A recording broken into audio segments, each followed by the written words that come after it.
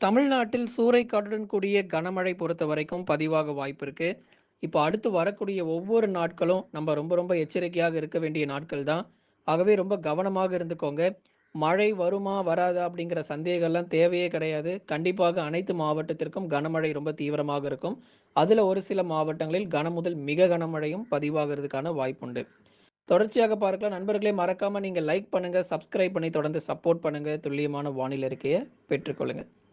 முதலாவதாக கடலோர மாவட்டங்கள் சென்னை, திருவள்ளூர், காஞ்சிபுரம், செங்கல்பட்டு, விழுப்புரம், கடலூர், புதுச்சேரி மற்றும் காரைக்கால், கள்ளக்குறிச்சி போன்ற மாவட்டங்களிலும் பல்வேறு பகுதிகளில் கனமழையானது அடுத்தடுத்து வரக்கூடிய நாட்களில் ரொம்ப தீவிரமாக இருக்கும். ஆகஸ்ட் 1 மற்றும் 2 தேதிகளிலும் பலத்த மழை கடலோர மாவட்டங்களில் வெளுத்து வாங்கிரும். தொடர்ச்சியாக நம்ம டெல்டா மாவட்டங்கள் மயிலாடுதுறை, நாகை, தஞ்சை, திருவாரூர், அரியலூர், பெரம்பலூர், திருச்சி மற்றும் புதுக்கோட்டை உள்ளிட்ட மாவட்டங்களிலும் கனமழையானது தீவிரமடையும். ஒருபுறம் மேட்டூரிலிருந்து திறந்துவிடக்கூடிய உபரி நீர் காரணமாகவும் நமக்கு வெள்ளப்பெருக்கு காவிரி கரையோர பகுதிகளுக்கு ஏற்பட போது. அதே சமயங்களில் டெல்டா மாவட்டங்களிலும் பரவலாக கனமழைங்கிறது தீவிரமடையும். வட தமிழக உள் மாவட்டங்களில் வெயிலுடைய தாக்கம் ஒரு சில இடங்களில் அதிகமாக காணப்பட்டு இருந்தாலும் மறுபடியும் மழை பொழிவுங்கிறது பதிவாக ஆரம்பிச்சிடும். வேலூர், திருப்பத்தூர், ராணிப்பேட்டை, திருவண்ணாமலை, சேலம், நாமக்கல், கரூர், திருப்பூர், ஈரோடு இது போன்ற பகுதிகளில் பெரும்பாலான இடங்களில் நமக்கு வெயிலுடைய தாக்கம் எல்லாம் இனி வரும் நாட்களில் குறைந்து மாலை, இரவு, நள்ளிரவு நேரங்களில் மழை பொழிவு அப்படிங்கிறது ரொம்ப தீவிரமாக ஆரம்பிச்சிடும்.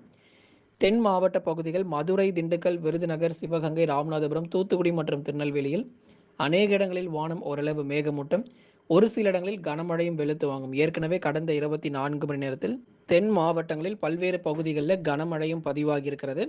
தொடர்ச்சியாக அடுத்தடுத்து வரக்கூடிய நாட்களிலும் தென் மாவட்ட பகுதிகள் திருநெல்வேலி, தூத்துக்குடி, மதுரை, திண்டுக்கல், விருதுநகர், சிவகங்கை என பல்வேறு பகுதிகளில் கனமழையானது ரொம்பவே அதிகரிக்கும் நண்பர்களே. ஆகவே நீங்கள் ஒவ்வொரு நாளும் நீங்கள் எச்சரிக்கையாகவே இருக்கணும். மறக்காம நீங்க லைக் பண்ணாதவங்க வேகமா லைக் பண்ணுங்க, சப்ஸ்கிரைப் பண்ணி பாருங்க.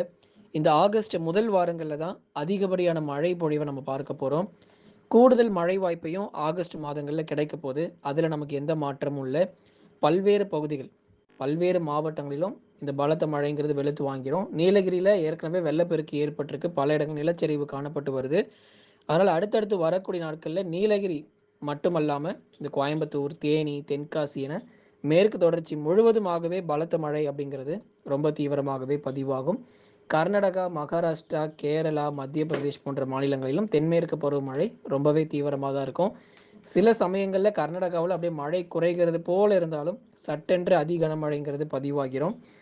தொடர்ச்சியாக காவிரி பகுதிகளில் நமக்கு நீர்வரத்து அப்படிங்கிறது ரொம்பவே அதிகரிச்சிருக்கு. காவிரி நீர்பிடிப்பு போன்ற பகுதிகளிலும் அடுத்து வரும் நாட்களில் மிக கனமழை முதல் அதி கனமழை தொடர்ச்சியாக பதிவாக போதுங்கிறதுனால 1.5 லட்சம் கனஅடியிலிருந்து 2 லட்சம் கனஅடி வரைக்கும் நீர் திறப்பதற்கான வாய்ப்புகளும் எதிர்பார்க்கலாம். நண்பர்களை மறக்காம நீங்கள் லைக் பண்ணுங்க, சப்ஸ்கிரைப் பண்ணி தொடர்ந்து சப்போர்ட் பண்ணுங்க.